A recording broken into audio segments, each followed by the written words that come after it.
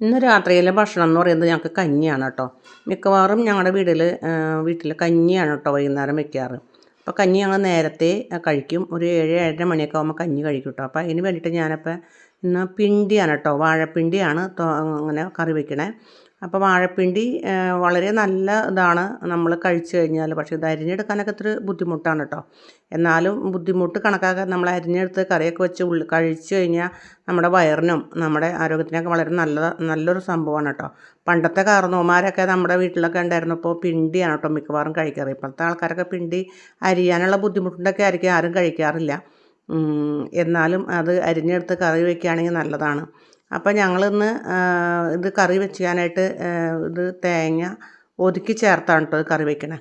അപ്പോൾ ഇത് കഴുകി വാരി നമ്മൾ കുക്കറിൽ മഞ്ഞൾപ്പൊടി ഉപ്പിട്ട് ഒരു 4 വിസിൽ കേൾക്കണ വരെ വിസിൽ കേൾപ്പിച്ചു. അത് കഴിഞ്ഞിട്ട് ഞാനത് ഉള്ളിയും പച്ചമുളകും വെളുത്തുള്ളിയും മഞ്ഞൾപ്പൊടിയും തേങ്ങയും കൂട്ടി ഒതുക്കിയാണ് കേട്ടോ. ഒരു കറക്കിയെടുത്താൽ മതി മിക്സിയിൽ. അമ്മിയിൽ അരകല്ലിലാണെങ്കിൽ പതുക്കെ ഒന്ന് ഒതുക്കിയെടുക്കാൻ എളുപ്പമാണ്. ഞങ്ങൾക്ക് അമ്മി ഒന്നും ഇല്ലാത്തതുകൊണ്ട് ശരിക്കും പറഞ്ഞു കഴിഞ്ഞാൽ മിക്സിയിലിട്ട് ഒരു കറക്ക് കറക്കിയെടുക്കുള്ളൂ കേട്ടോ. അങ്ങനെ അത് കഴിഞ്ഞ് കടുക് പൊട്ടിച്ചിട്ട് വേപ്പിലയിട്ട് ഈ അരച്ചതും ചേർത്ത് തോരനാക്കി എടുത്തു കഴിഞ്ഞിട്ടുണ്ടെങ്കിൽ നല്ല അടിപൊളി ഒരു കറിയാണ് കേട്ടോ. അപ്പം ഒന്ന് വൈകുന്നേരത്തേക്ക് നല്ല സമൃദ്ധമായിട്ട് ഇച്ചിരി മുട്ട പൊരിച്ചതും അതുപോലെ തൈരിലിട്ട വെള്ള മുളക് കാന്താരി തൈരിലിട്ടതുണ്ട് കേട്ടോ. അപ്പോൾ അതും കൂട്ടിയിട്ടാണ് ഇന്നത്തെ വൈകുന്നേരത്തെ സമൃദ്ധമായ ഭക്ഷണം.